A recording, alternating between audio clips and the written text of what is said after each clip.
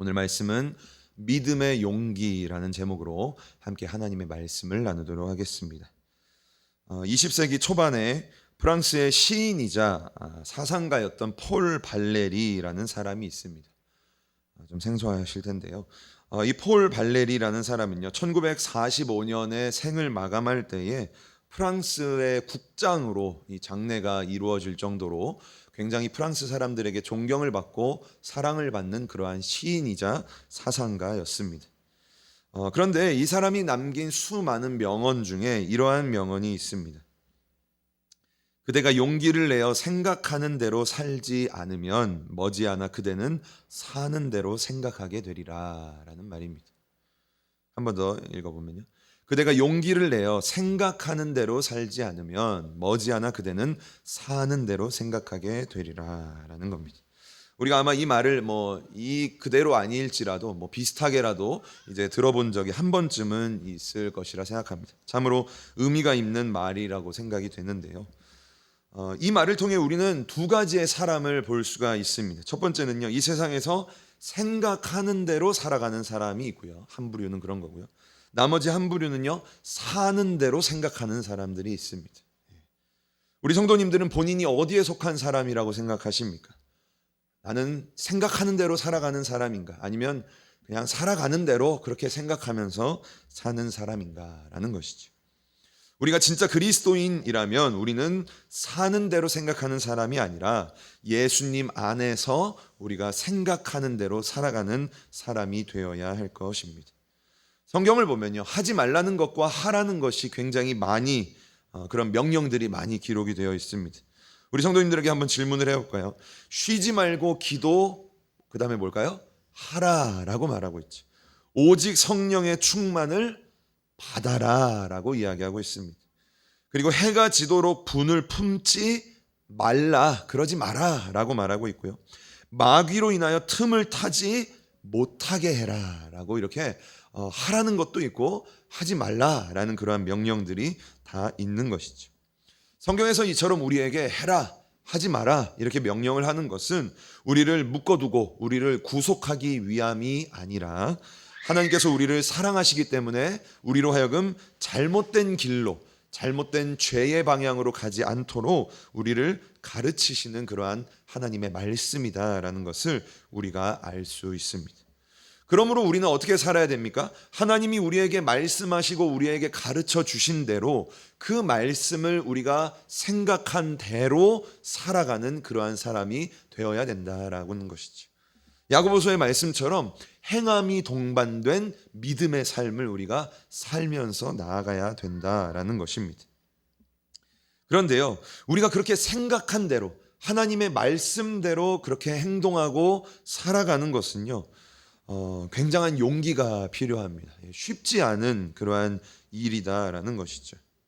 우리가 인생을 살다 보면 삶의 현장에서 예수님을 믿는 사람으로서 마땅히 가져야 되는 바른 생각, 내가 어떠한 상황에서 내가 어떻게 행동해야 되는가, 이것을 우리가 대충은 다 알고 있습니다. 어떠한 상황 가운데 내가 하나님 믿는 사람으로서, 예수님 믿는 사람으로서 어떻게 해야 될까, 우리가 거의 다 그 답을 이미 알고 있는 것이죠. 그런데 막상 그러한 상황에 부딪히게 되면 우리는 어떻게 됩니까? 두 가지의 갈림길에 놓이는 거예요. 하나님의 말씀대로 행할 것인가, 아니면 내 마음과 내 감정과 내 생각대로 행동할 것인가 라는 것이죠. 막상 하나님의 말씀대로 행동을 한다라는 것은요, 쉽지 않습니다. 왜 그렇습니까? 그것은 내가 하나님의 말씀대로만 살게 되면 나에게 손해가 오기 때문인 것이죠. 만약에 부부싸움을 했습니다. 그럼 어떻게 해야 될까요, 우리 성도님들? 남편이 먼저 잘못을 했어요. 그래서 내가 화가 났고 싸웠어요. 성경을 보면 뭐라고 말합니까? 그렇죠? 원수도 사랑하라 라고 말하죠. 그러면 우리는 어떻게 행동해야 됩니까? 먼저 용서해야 되죠. 비록 그 사람이 잘못했을지라도 내가 먼저 손을 내밀고 내가 먼저 화해의 제스처를 취해야 되는 것이 우리 그리스도인들의 모습이다라는 것을 우리는 굳이 성경을 보지 않아도 알 수가 있습니다. 그런데 현실에 부딪히면 어떻습니까? 그렇게 행동하는 건 굉장한 나에게 손해인 거예요. 내 자존심의 문제고 내 감정적으로 그렇게 행동하지 않게 되고 내 마음이 그렇게 움직이지가 않는 것이죠. 이것만 봐도 우리가 하나님의 말씀대로 살아가는 게 얼마나 큰 용기가 필요한가라는 것을 알 수가 있는 것이죠. 오늘 말씀을 보면요, 이러한 용기에 대한 이야기가 나옵니다. 사도행전에 베드로와 요한이 공회에 서서 그 공회에서 신문을 받는 그러한 내용인데, 그 안에 내용을 살펴보면 그 안에 용기 있는 사람의 모습과 용기 없는 사람의 모습이 나뉘어지는 것을 볼 수가 있습니다. 오늘 우리가 이 말씀을 통해서 믿음의 용기가 있는 사람의 모습은 어떠해야 될까? 우리가 우리의 삶 속에서 그러한 용기를 어떻게 가질 수 있을까? 그 내용을 함께 좀 보면서 말씀을 살펴보도록 하겠습니다. 네, 첫 번째 내용은요, 용기 없는 자들에 대해서 우리가 먼저 살펴보겠습니다. 우리 사도행전 4장 13절 말씀인데요, 우리 함께 한 목소리로 한 번 더 읽어보겠습니다. 저희가 베드로와 요한이 기탄 없이 말함을 보고 그 본래 학문 없는 범인으로 알았다가 이상히 여기며 또 그 전에 예수와 함께 있던 줄도 알고. 아멘. 13절을 보면요, 먼저 베드로와 요한이 어떻게 말했다라고 말합니까? 기탄이 없이 말했다라고 이야기를 하고 있습니다. 이 성경에서 말하는 기탄이 없다라는 헬라어 팔레시아라는 것은요, 밝히 드러내다 또는 확신하다 또는 대담하게 말하다, 솔직하게 말하다라는 그러한 의미가 담겨져 있습니다. 그러니까 지금 베드로와 요한이 그 공회 앞에 서서 그들에게 어떻게 말하고 있습니까? 아주 확신을 가지고 아주 담대한 마음으로 그들에게 솔직하게 말할 것을 말했다라는 것을 이야기할 수가 있는 것이죠. 이 단어가요, 사도행전 4장 29절에도 이 팔레시아라는 단어가 쓰였는데요, 우리 함께 29절 말씀도 한 목소리로 읽어보겠습니다. 시작. 주여, 이제도 저희의 위협함을 하감하옵시고 또 종들로 하여금 담대히 하나님의 말씀을 전하게 하여 주옵시며. 아멘. 이 29절에서요, 여기서 담대하다라는 이 단어가 팔레시아라는 단어입니다. 그러니까 기탄 없이 또한 담대히라는 이러한 두 단어를 보면 어떠한 것을 표현을 하고 있습니까? 굉장히 베드로와 요한이 거침이 없이 용기가 있는 모습으로 그들에게, 공회 사람들에게 이야기를 했다라는 것을 우리가 알 수가 있는 것이죠. 우리가 운전을 하다 보면요, 때로는 뭐 우리 성도님들 이렇게 걸어가다가 보면 경찰차가 갑자기 막 소리를 울리면서 뭐 우리 차 뒤를 막 쫓아옵니다. 뒤에서 막 나타납니다. 아니면 내 주변에 내 옆에 막 딱 섭니다. 그럼 어떻습니까? 내가 잘못한 게 하나도 없는데 우리의 마음이 어떻습니까? 갑자기 좀 이렇게 움찔하는 그런 마음이 드는 거죠. 왜 쫓아오지? 왜 내 옆에 섰지? 막 그런 마음이 드는 겁니다. 제가 예전에 가정 법원에 한번 간 적이 처음으로 있었는데요. 법원에 갔는데 우리 성도님들 간 적이 있는지 모르겠어요. 괜히 입구부터, 그 법원 입구를 가면요, 이게 정복 입은 사람이 이렇게 딱 앞에서 이렇게, 지금은 이제 코로나 검사도 하고 신상 확인도 하고 그럽니다. 그런데 괜히 제 마음이 긴장이 되고 법원 그 안에 이제 들어가 있는데도 계속 이게 마음이 계속 답답한 거예요. 빨리 하고 나가야겠다, 막 그런 생각이 드는 것이죠. 그런데요, 이 사도행전에 나오는 이 공회라는 그 장소가 어떠한 장소냐면요, 지금으로 따지면 뭐 검찰청이랄까요? 아니면 뭐 좀 더 작게 말하면 경찰서랄까요? 뭐 이러한 그러한 의미로 볼 수가 있는 거예요. 법을 결정하고 그 사람에게 그 법에 따른 심판을 하는 그러한 장소가 이 공회라는 거예요. 그러니 보통 사람이 그 산헤드린 공회 앞에 서게 되면요, 어떨까요? 그 마음이 굉장히 긴장이 되고 떨리는 거죠. 우리가 만약에 법원 가운데 딱 섰다라고 생각해 보시기 바랍니다. 그럼 굉장히 떨리겠죠. 긴장되겠죠. 보통 사람은 기가 죽어서 뭐 말도 잘 못하는 그러한 곳이 오늘 나오는 이 공회라는 곳입니다. 그런데 이 공회 한복판에 지금 누가 있습니까? 갈릴리라는 아주 촌동네에서 올라온, 그것도 물고기를 잡는 어부 출신이었던 베드로와 요한이 그 앞에 서 있다라는 거예요. 그런데 그들의 모습이 오늘 어떻습니까? 아까 말한 것처럼 기탄 없이 말했다. 그들의 마음이 담대했다라는 것을 성경이 이야기를 하고 있는 거죠. 그 엄청난 권력 앞에서 그 사람들이 떨지 않고 담대하게 기탄 없이 말했다라는 것을 우리는 성경을 통해 확인할 수가 있습니다. 이 베드로와 요한이 그 공회 사람들에게 한 말은요, 보통의 말이 아니었습니다. 그냥 일반적인 사람의 메시지가 아니었습니다. 그 말은요, 성령님이 베드로와 요한을 통해서 이야기하는 그러한 말이었습니다. 예수님은요, 제자들과 함께 있을 때에 미리 제자들에게 이런 말씀을 하셨습니다. 누가복음 21장 15절 말씀인데요, 우리 함께 읽어보겠습니다. 내가 너희의 모든 대적이 능히 대항하거나 변박할 수 없는 구변과 지혜를 너희에게 주리라. 아멘. 예수님이 그 제자들에게 무엇이라고 말하고 있습니까? 그 어떤 사람도 맞서거나 대응할 수 없는 구변과 말과 지혜를 제자들에게 주겠다라고 말하는 거예요. 그 촌동네에서 어부만 평생을 했던 그 제자들에게 그 누구도 대항할 수 없는, 그렇죠? 말과 지혜를 너희에게 주겠다라는 그러한 말을 하고 있는 것이죠. 그런데 그 구변과 지혜는 누구의 말과 누구의 지혜입니까? 바로 성령님의 말과 지혜다라는 거예요. 마가복음 13장 11절 말씀을 우리 세 번역으로 함께 읽어보겠습니다. 시작. 사람들이 너희를 끌고 가서 넘겨줄 때에 너희는 무슨 말을 할까 하고 미리 걱정하지 말아라. 무엇이든지 그 시각에 말할 것을 너희에게 지시하여 주시는 대로 말하여라. 말하는 이는 너희가 아니라 성령이시다. 아멘. 아주 분명하게 예수님은 제자들에게 이미 미리 말하신 거예요. 말하시는 이는 누구다? 너희가 아니다. 우리가 아니라 성령님이시다라고 말하는 거죠. 오늘 공회 앞에서 그 베드로와 요한이 하고 있는 말 한마디 한마디는 누구의 말입니까? 베드로와 요한의 말이 아니다라는 거예요. 그 말은 그 베드로와 요한 안에서 역사하시는 성령님의 말이다라는 것을 우리가 말씀을 통해 확인을 할 수가 있는 것이죠. 또한 마지막으로 마가복음 1장 22절 말씀도 함께 보도록 하겠습니다. 권위에 대한 말씀인데요, 그 베드로와 요한이 말하는 것이 권위가 있는 말이었다라는 것을 함께 읽어보겠습니다. 함께 읽습니다. 뭇사람이 그의 교훈에 놀라니 이는 그가 가르치는 것이 권위 있는 자와 같고 서기관들과 같지 아니함일러라. 아멘. 이 내용은 무슨 내용이냐면 예수님께서 유대인들에게 가르침을 하시는 내용이 그 앞에 나옵니다. 그런데 예수님의 그 가르침이 유대인들에게 어떻게 들렸냐면요, 서기관과 바리새인들과 같은 그냥 하나님의 말씀, 그냥 그 텍스트의 말씀만 전하는 그러한 말씀처럼 들리는 것이 아니라 굉장히 권위 있는, 이 사람이 지금 도대체 어디서 온 사람이길래 이렇게 말씀에 힘이 있고 능력이 있는가, 권위가 담겨져 있는가 하고 사람들이 놀랬다라는 것이죠.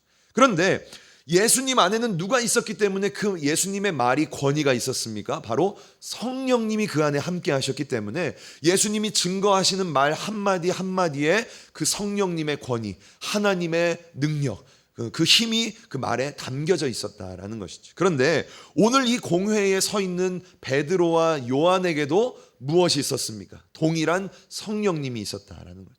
그리고 그 공회의 그 70명의 어마어마한 그 종교 지도자들 앞에서 이 어부였던 이 베드로와 요한이 말하는 한마디 한마디가요, 너무나 권위가 있게 들리는 거예요. 능력이 있게 들리는 거예요. 베드로의 말 한마디가 그 마음을 막 움찔움찔하게 하고 힘 있는 말씀처럼 들리게 했다라는 것이죠. 아마 베드로와 요한이 그 공회에 있는 모든 사람들을 영적으로 압도하는 그러한 일이 그 공회 가운데 일어났을 것이다 라고 저는 생각을 합니다. 저는요, 이 내용을 보면서 우리 그리스도인들의 말이 이래야 된다라는 생각을 하게 되었습니다. 저와 우리 성도님들의 말에요, 이러한 권위가 있어야 된다라는 것입니다.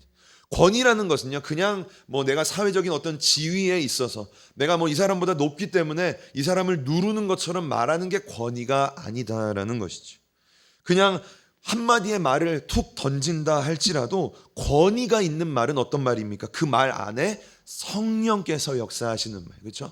누군가 나에게 괜찮으세요?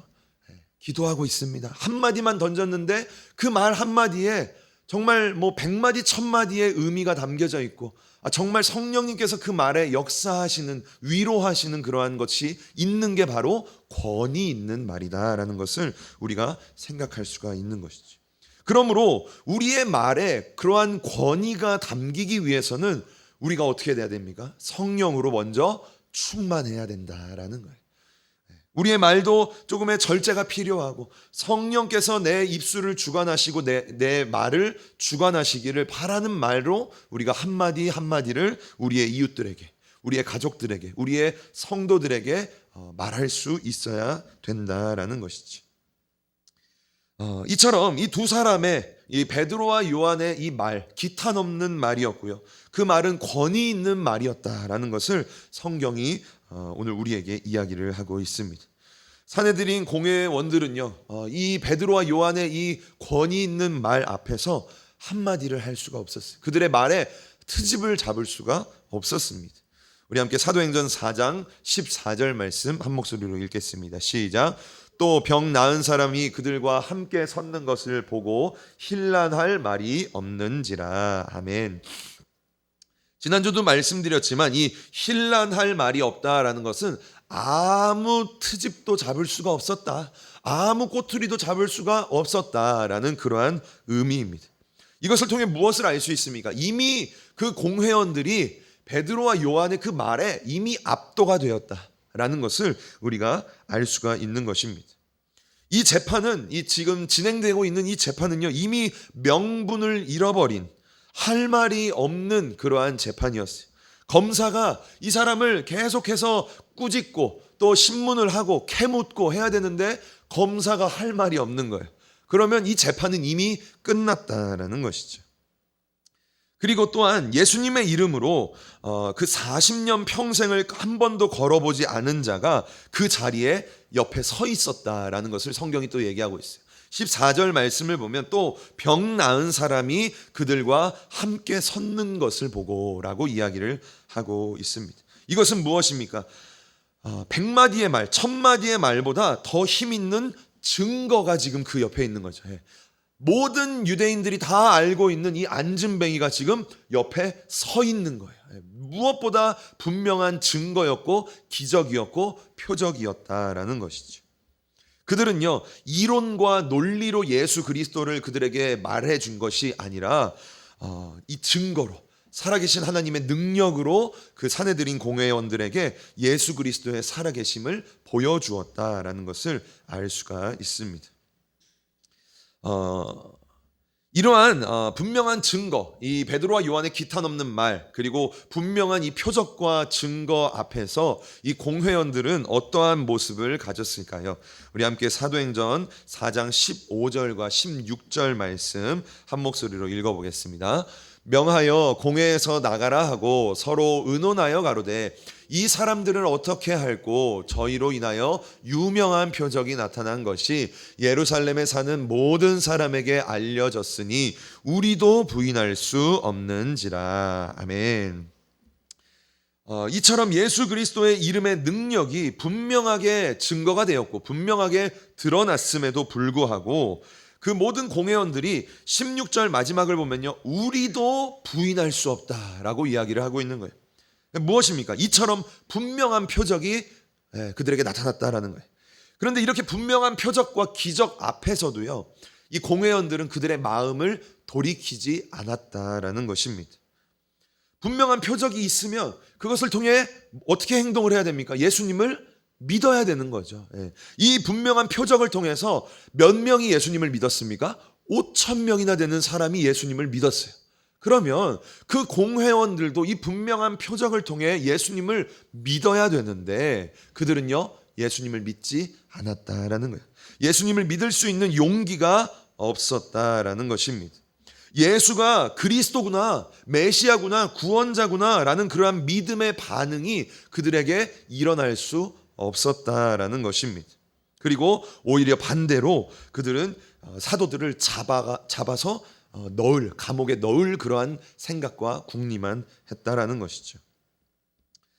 그렇다면 왜 이 산헤드린 공회원들, 이 70명의 사람들은요, 이 대단한 종교 지도자들은 예수님을 왜 믿지 않았을까요? 그 모습을 보면 이들이 얼마나 용기가 없는 사람인지를 우리가 알 수가 있는데요. 그들이 왜 예수님을 믿지 않았습니까? 예수님을 믿게 되면 어떻게 될까요? 자신들이 가지고 있는 그 모든 종교적인 자리와 종교적인 권위와 지금까지 누려왔던 그러한 모든 그러한 풍요로움을 어떻게 해야 됩니까? 내려놔야 되는 것이죠. 자기가 유대교에서 그렇게 높은 자리에 있는데 이제 내가 기독교인이 되면 그 자리에서 떠나야 되는 것이 분명하기 때문입니다. 예수를 믿게 되면 자신들에게 분명하게 돌아올 현실적인 불이익이 있었기 때문에 그들은 예수를 믿을 수가 없었다라는 것이죠. 그렇기 때문에 그들은요, 예수의 이름으로 낳게 된 이 표적은 분명한 사실이지만, 우리가 부인할 수 없는 것이지만, 그렇지만 나는 예수를 믿을 용기가 없어 라고 이야기를 하고 있는 것입니다.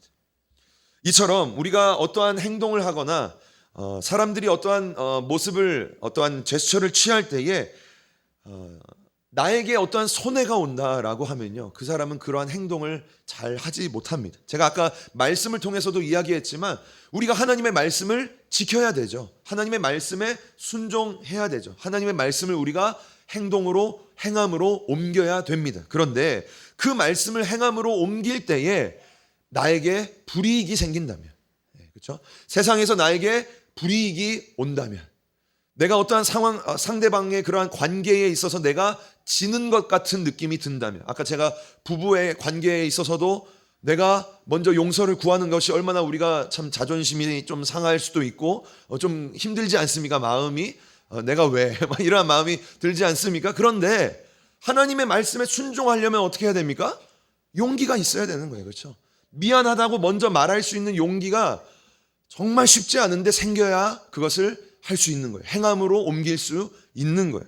자녀들에게도 마찬가지고, 우리 이웃들에게도 마찬가지고, 성도들에게도 마찬가지고, 또는 세상과의 그러한 관계, 세상과의 삶 속에 있어서도 어떠한 물질적인 손해, 우리가 물질에 굉장히 두렵지 않습니까? 그런데 물질적인 손해를 내가 과연 예수님의 말씀을 지키기 위해서 감수할 수 있는가? 그러한 것들에 우리가 믿음의 용기가 있는가 없는가가 갈려지게 된다라는 것이지. 그런데 오늘 이 산헤드린 공회원들 모든 70명의 모든 사람들은요, 그러한 용기가 없었다라는 거예요. 말씀에 분명하게 나오진 않지만 아마 베드로와 요한의 그러한 영적인 권위와 기탄 없는 하나님의 말씀을 증거하는 것에 있어서 아마 설득된 사람들도 있을 수도 있을지 모르겠어요. 정말로 저들이 말하는 예수가 진짜일 수도 있겠다라는 그러한 고민을 가진 사람이 있을 수도 있는 것이죠. 그래서 예수님을 니고데모가 밤중에 찾아간 적도 있고 그러지 않습니까? 그런 것처럼 그런 사람도 있을 수 있지만 그 중에서 예수님을 믿은 사람은 없었다. 그러한 용기가 그들에게는 없었다라는 것을 알 수가 있는 거죠. 이처럼 나에게 있어서 이 결정이, 이 행동이 손해라고 생각하면 사람은요, 마음을 닫아버리는 그러한 습성이 있습니다. 인정하지 않거나 수용하지 않는 모습이 우리 가운데 있다라는 것이죠. 예수님께서 제자들과 함께 있을 때 한 부자 청년이 예수님을 찾아오게 됩니다. 우리가 너무나 잘 알고 있는 말씀이죠. 그 부자 청년은요, 그냥 이렇게 어설프게 신앙생활을 하는 그러한 사람이 아니었어요. 그 부자 청년은 영원한 생명, 영생에 대한 관심이 있었던 사람입니다. 그래서 그 진리에 갈급한 나머지 모든 계명을 다 지켰던 사람이에요.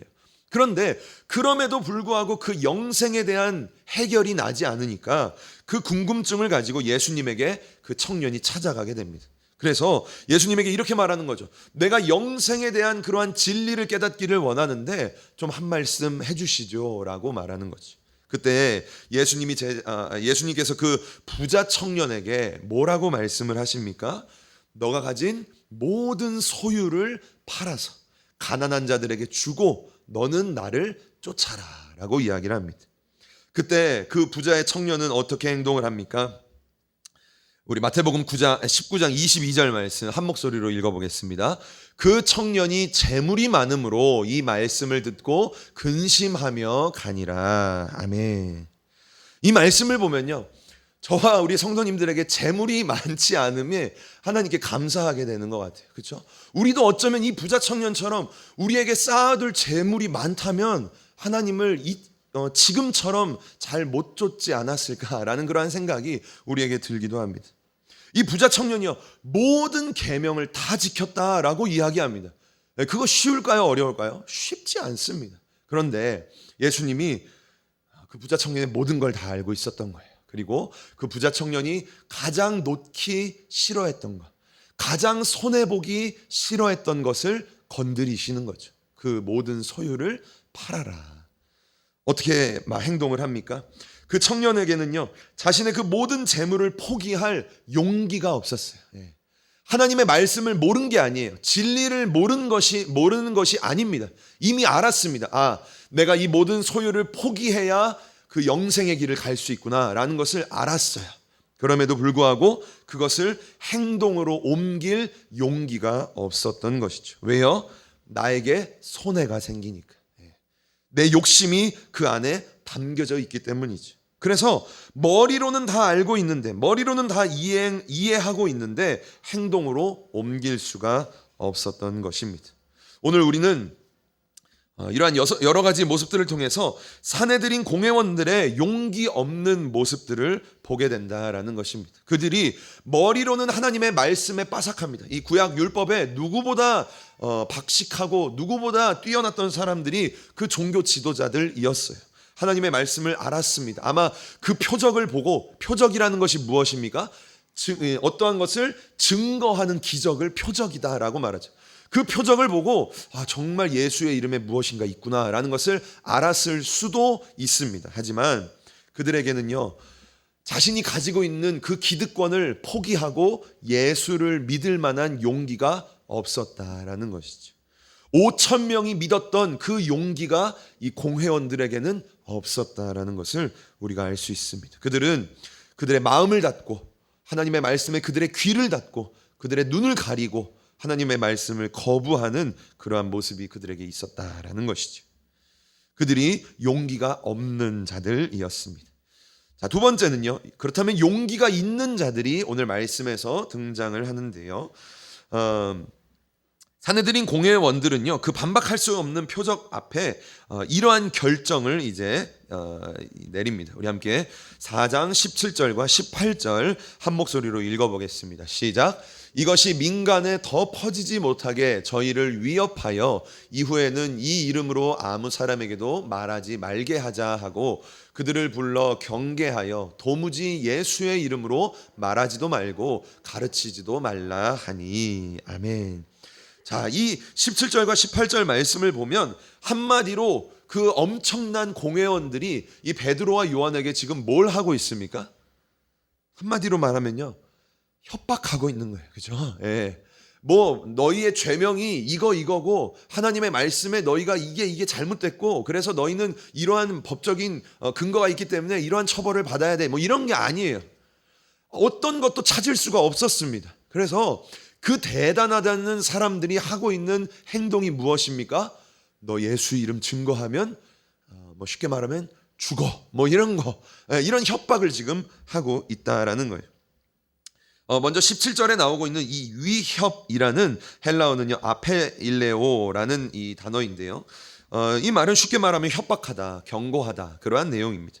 그리고 18절 중간에 나오는 경계하다라는 그러한 파랑겔로라는 것은 명령하고 지시하다라는 그러한 의미가 담겨져 있습니다. 사내들인 공회라는 그러한 권력, 제가 아까 엄청난 권력을 가지고 있는 그런 사람들이라 그랬죠. 그 권력을 통해 그 사람들은 어떻게 행동합니까? 그 베드로와 요한에게 그 권력의 힘을 가지고 협박하고 명령을 내리는, 너 그거 증거하지 마, 하지 마라, 이러한 이야기를 방법을 택했다라는 것을 알 수가 있습니다. 자, 그러면 그러한 어마무시한 그러한 권력 앞에 오늘 이 아무런 권력도 없고 아무런 세상의 배경도 없고 아무런 힘도 없는 베드로와 요한은 어떻게 그들에게 이야기를 했을까요? 우리 함께 4장 19절과 20절 말씀 한 목소리로 읽어보겠습니다. 시작. 베드로와 요한이 대답하여 가로되 하나님 앞에서 너희 말 듣는 것이 하나님 말씀 듣는 것보다 옳은가 판단하라.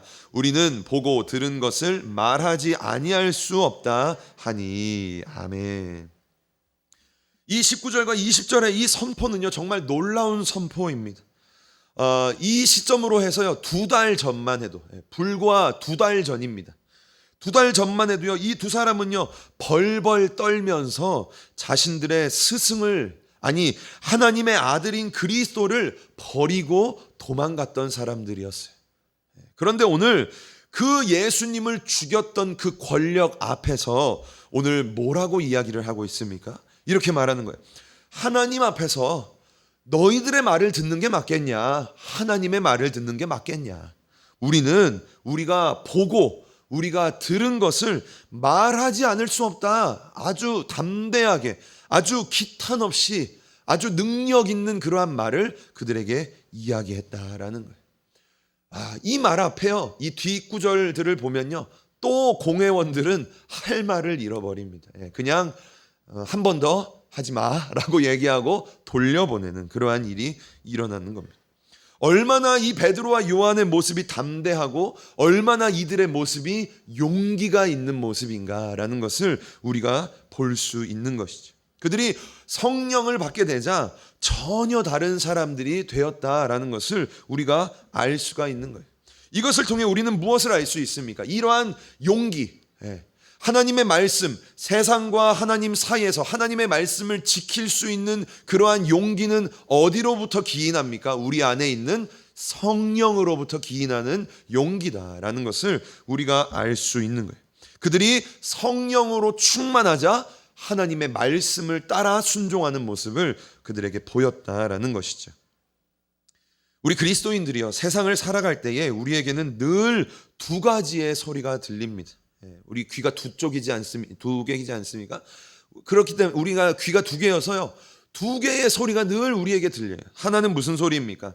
하나는 세상의 소리예요. 그렇죠? 세상의 소리. 그 세상의 소리는 어쩌면 내 주변에 있는 사람들의 소리일 수도 있고 어쩌면 내 육신의 소리일 수도 있는 거죠. 이 모든 것들은 다 세상의 소리예요. 그런데 반대편에서는 또 무슨 소리가 들립니까? 하나님의 소리가 들리는 거예요. 우리가 막 드라마나 만화를 보면요, 딱 어떤 순간에 천사가 한쪽엔 뿅 나타나고 또 어떤 데는 딱 악마가 딱 나타나서 이렇게 해서 결정하죠. 그런데 이게 진짜로 우리의 삶에 날마다, 어쩌면 매 순간 나타나는 게 이러한 일이지 않는가라는 생각이 드는 것이에요. 그리고 우리는 그 가운데서 날마다, 아마 오늘도 아마 우리 성도님들 하루를 살면서 수많은 결정을 아마 하면서 지금 이 시간까지 왔을 거예요. 세상의 소리를 따를 것인가, 아니면 하나님의 소리를 따른 것인가, 오늘은 좀 피곤하니까 좀 집에서 쉴 것인가, 아니면 교회에 나와서 예배를 드릴 것인가. 우리 성도님들 다 승리하셨기 때문에 이런 비유를 하는 거죠. 승리하셨어요. 이거 날마다 우리는 그 고민 가운데, 이거 말고도 엄청난 고민 가운데 우리는 서 있다라는 것이죠. 그런데 우리는 그 가운데 무슨 소리를 들으며 살 것인가라는 것입니다. 저와 우리 성도님들은 어떻습니까? 오늘 하루를 우리가 한번 이렇게 되짚어 볼 때 우리는 세상의 소리를 많이 이렇게 들으면서 살았을까요? 아니면 하나님의 소리, 하나님의 말씀을 많이 이렇게 쫓으면서 우리는 살았을까요? 우리는요, 당연히 이건 말해서 입 아프죠. 우리는 마땅하게 하나님의 말씀을 따라서 살아야 되는 사람들이다라는 것입니다. 요한계시록 3장 8절 말씀을 보면요, 예수님께서 빌라델비아 교회에게 이렇게 말씀을 하십니다. 우리 함께 세 번역으로 한 목소리로 읽어보겠습니다. 시작. 볼지어다 내가 내 앞에 열린 문을 두었으되 능히 닫을 사람이 없으리라. 내가 내 행위를 아노니 내가 적은 능력을 가지고도 내 말을 지키며 내 이름을 배반치 아니하였도다. 아멘. 예수님이 교회에게 이렇게 말씀을 하시는 거죠. 내가 너의 모든 행위를 다 안다라는 거예요. 그런데 그 행위가 어떠한 행위였습니까? 너가 적은 능력을 가지고도 내 말을 지켰다라는 것이에요. 적은 능력을 가지고도 하나님의 말씀을 지키며 살아왔다라는 것을 말하고 있는 거죠. 이것을 통해 우리는 무엇을 알 수 있습니까? 예수님에게 칭찬을 받는 것은요, 능력의 크고 적음이 아니다라는 것이에요. 이게 어쩌면 우리에게 큰 위로가 될지 모르겠어요. 예수님이 우리를 칭찬하시는 것은요, 우리가 이 땅에서 엄청나게 대단한 일을 한다거나, 저는 이제 목사니까 하나님을 위해 엄청난 교회를 세운다거나, 수많은 성도들을 하나님께 드린다거나, 이렇게 엄청난 일을 하나님께 하는 것이 하나님께 칭찬받을 일이 아니다라는 거예요. 이 말씀만을 보고 말한다면 그런 거예요. 우리 성도님들도 우리 성도님들의 삶 가운데 내가 엄청난 것을 하나님께 해드리고 다른 사람들이 하지 못했던 어떠한 행동을 내가 하나님께 드리고 헌신을 하고, 이러한 크고 작음에 칭찬이 있지 않다라는 거예요. 그러면 예수님은 우리에게 무엇을 칭찬하십니까? 우리가 예수님의 말씀을 지켰나 안 지켰나. 어쩌면 오늘 하루를 살면서 크고 작은 그 수많은 고민들 속에서 내가 예수님의 말씀을 붙잡았나 안 붙잡았나. 예수님의 말씀을 붙잡았다면 그것은 예수님께 칭찬받을 일이라는 것이죠. 내가 엄청난 것을 하나님께 드려서 칭찬받는 게 아니라, 내가 그 작은 순간, 내가 그 작은 고민, 내가 그 작은 갈림길 안에서 내 믿음은 약하지만 예수님의 말씀을 붙잡은 그 행동 때문에 예수님은 우리를 칭찬하신다라는 것을 우리가 알 수가 있는 것입니다. 그렇다면 어떠한 사람이 하나님의 말씀을, 예수님의 말씀을 지킬까요? 요한복음 14장 23절 말씀, 어떤 사람이 예수님의 말씀을 지키는지 한 목소리로 읽어보겠습니다. 예수께서 대답하여 가라사대, 사람이 나를 사랑하면 내 말을 지키리니 내 아버지께서 저를 사랑하실 것이요 우리가 저에게 와서 거처를 저와 함께 하리라. 아멘. 어떤 사람이 하나님의 말씀을 지키고 하나님의 말씀을 들으면서 살아가는 사람입니까? 하나님을 사랑하는 사람. 그렇죠? 우리가 하나님을 사랑하게 되면 그 말씀을 지키게 된다라는 것을 요한복음이 우리에게 이야기를 하고 있는 것입니다. 우리가 오늘 하루를 살아가면서 우리 성도님들이 조금이나마 내 능력이 미약하나마 아버지의 말씀을 지키면서 살아갔다면요, 우리 성도님들은 어떤 사람들입니까? 하나님을 사랑하는 사람들이다라는 증거가 된다라는 것이죠. 그리고 하나님은요, 우리의 그 하나님의 말씀을 지키는 모습을 통해서 하나님이 우리를 사랑하시고 우리와 함께 하신다라는 것을 성경이 우리에게 말하고 있습니다. 이처럼 우리 그리스도인들은요, 어떤 사람이 되어야 됩니까? 세상의 말이 아니라 하나님의 말을 지키면서 그 말씀을 듣고 그 말씀을 행하면서 살아가는 사람들이 되어야 된다라는 거예요. 그 말씀을 듣기만 하는 것이 아니라 내 삶 속에서 행하며 살아가는 사람이 되어야 된다라는 것이죠. 조금 부끄럽지만 예화를 할까 말까 고민하다가 우리 성도님들에게 마음에 와닿을 것 같아서 그런 것 같습니다. 저도 저번 주에 이러한 경험을 했습니다. 하나님의 말씀이 저에게 막 오는데 이러한 용기 없는 저의 모습을 하나님이 먼저 경험을 하게 하는 그러한 체험을 했습니다. 이제 아침에 아내와 함께 이제 저는 이제 예배당에 나와서, 우리가 새벽 예배 잘 못하니까 새벽에 이제 아침에 와서 이렇게 말씀을 보고 이렇게 기도하고 그런 시간을 가집니다. 그런데 아침에 나오다가 아주 조금 사소한 다툼이 있었어요. 그래서 이렇게 조금 약간 마음이 불편한 상황 속에서 이제 하나님의 말씀을 이제 펼쳐서 보게 됩니다. 그런데 그럴 때 하나님이 우리 성도님들에게 무슨 말씀 주시나요? 꼭 그럴 때에는, 그렇죠? 꼭 그렇게 불편한 상황 가운데 하나님이 우리에게 무슨 말씀 주십니까? 아내를 사랑해라, 남편을 섬겨라, 존경해라, 그런 말 주지 않습니까? 그 말씀을 딱 주시는 거예요. 어디 말씀인지 제가 이제 준비를 안 해서 어디 말씀인지 좀 잊어버렸는데, 딱 그 말씀이었어요. 예수님이 교회를 사랑하시는 것 같이 너가 아내를 사랑해야 되지 않겠냐. 그 말씀을 읽는 내내 그 구절만 지나가면 좀 괜찮은 줄 알았어요. 그런데 계속 나오더라고요. 저희가 아침에 한 6장 정도를 읽거든요. 근데 계속 나오는 거예요. 아, 주님. 막 이렇게 하면서 그랬습니다. 그런데 제가 그럼 이제 말씀을 다 읽고 이제 주기도문 하고 나서 아내에게 내가 먼저 미안했어요. 얘기했을까요? 못했을까요? 우리 성도님들 저의 믿음을 너무 크게 봅니다. 못했어요. 이 정말 그 감정, 내 감정 앞에 하나님의 말씀 앞에 순종하는 게 정말 힘들더라고요. 내 감정이 방금 좀 그랬으니까 여전히 그 감정이 이제 좀 남아있겠죠. 그런데 하나님의 말씀이 뭔지는 분명하게 알았어요. 분명하게 아버지의 그 말씀이 제 마음을 막 찌르는, 이 사도행전의 그 말씀을 찌르지 않습니까? 저의 찔림이 계속 있었어요. 그런데도 그 앞에 무릎 꿇지 못하는, 그 말씀 앞에 순종하지 못하는 그러한 믿음의 용기가 없는 저의 그러한 연약함을 하나님이 이 전주에 저에게 이렇게 보게 하셨습니다. 그러면서 참 정말 용기 없구나. 저의 연약함을 정말 절실하게 그렇게 느끼는 그러한 시간을 하나님이 저에게 주셨습니다. 용기 있는 사람만이 세상의 소리, 나의 육신의 소리와 하나님의 소리 앞에서 하나님의 소리를 선택할 수 있다라는 거죠. 어떤 사람이요? 믿음의 용기가 있는 사람이 그 선택을 할 수 있다라는 것입니다.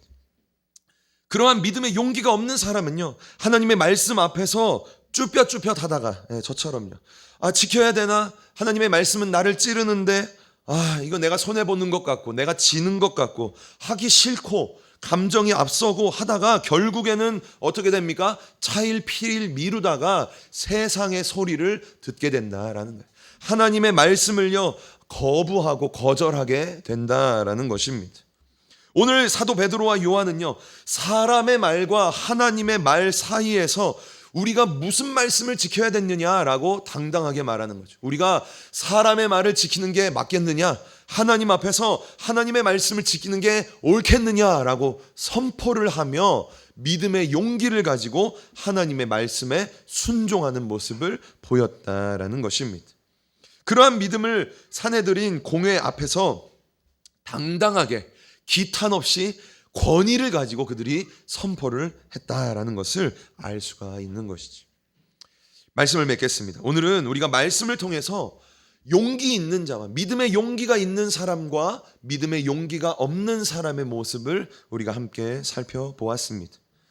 용기가 없는 사람은 어떠한 사람입니까? 분명한 하나님의 표적과 부인할 수 없는 기적에도 불구하고 자신들의 유익을 위해 하나님의 일을 거스르고 사도들을 감옥에 가두었던 사내들인 공회 사람들이 믿음의 용기가 없는 사람들이었다라는 것이죠. 그렇다면 용기 있는 사람은 누구입니까? 이 사도 베드로와 요한이 용기 있는 사람이죠. 그들은 자신들에게 오는 핍박, 자신들에게 오는 불이익, 자신들에게 오는 손해에도 불구하고 하나님의 말씀을 선택했던 그러한 믿음의 용기가 있는 사람들이었다라는 것입니다. 그들은요, 사람들 앞에 내가 보고 들은 것을 말하지 않을 수 없다. 내가 하나님 앞에서 사람의 말을 듣는 게 옳겠느냐, 하나님의 말씀을 듣는 게 옳겠느냐라고 선포했던 사람들이 베드로와 요한이었다라는 것입니다. 우리는요, 지금 이 순간에도 갈림길에 있을 수도 있습니다. 지금도 어쩌면 세상의 소리와 하나님의 소리 사이에서 고민하고 있을 수도 있습니다. 우리는 무엇을 선택해야 됩니까? 우리 성도님들은 무엇을 선택하시겠습니까? 우리는 하나님의 말씀을 선택해야 됩니다. 우리는 하나님의 말씀에 순종해야 됩니다. 그러한 믿음의 용기가 우리 가운데 있어야 된다라는 거죠. 그 믿음의 용기가 있어야만이 하나님의 말씀을 우리가 붙잡고 그 말씀을 의지하고 그 말씀을 행동으로 옮길 수 있다라는 거예요. 머리로만 아는 신앙은 믿음이 아닙니다. 우리가 야고보서 배우지 않습니까? 그냥 머리로만 끄덕이고 머리로만 이해하고 있는 믿음, 말씀, 성경은요, 아버지의 말씀은요, 우리 것이 아니다라는 거예요. 그것을 속지 말아라 라고 이야기합니다. 어떤 것이 진짜 내 것입니까? 믿음의 용기를 가지고 행동으로 옮길 수 있는 사람이 진짜 믿음의 용기를 가진, 진짜 그 말씀을 소유한 사람이다라는 것입니다. 저와 오늘 모든 우리 성도님들이요, 이 사도 베드로와 요한의 이 말, 사람의 말을 듣는 것보다 하나님의 말씀을 듣는 것이 옳지 않겠느냐, 이 말씀이 우리의 마음 가운데 깊이 새겨져서 이번 한 주, 우리가 남은 한 주를 살아갈 때에 이러한 믿음의 용기를 가지고 정말 용서할 사람들을 용서하시고, 손을 내밀어야 할 사람들은 손을 먼저 내밀어 보시고, 내가 내려놔야 될 것은 용기 있게 한번 내려놓아 보시는, 아버지의 그 말씀을 믿고 따라가시는 그러한 은혜가 저와 우리 모든 성도님들에게 있기를 주님의 이름으로 간절히 축복합니다.